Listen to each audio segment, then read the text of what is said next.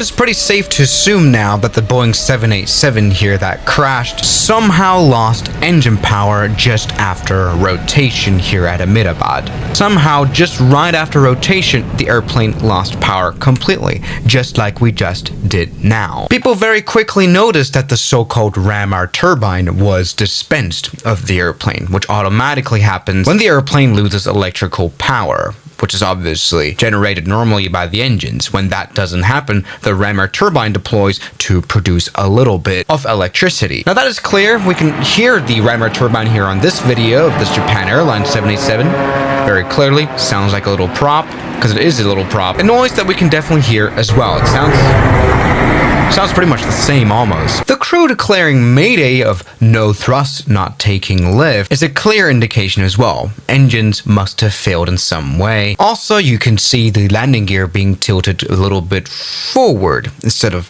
backward like it usually is, indicating that the pilots put the landing gear up. So the plane actually put landing gear up for a little bit, and during that process it tilts the landing gear the other direction, just like here, and then somehow hydraulic power was lost. Once again indicating that in some way these engines failed. And so the question now since day one has been, how do these top modern GE NX engines fail at the same time? Basically, a mechanical failure, like for example a fan blade problem, can be practically ruled out. I don't think there was a defect in the engines themselves, because for both of them to fail at the same time is nearly impossible. These engines are supposed to carry you across oceans without problem. No, it's pretty realistic that there were outside factors involved. I mean, at first, a bird strike was suspected. Yes, a big flock of birds can pose imminent danger to an aircraft's engines, but the GNX engines are so big and powerful that from the start I was like, that's gotta be some very big birds. Quite unrealistic to have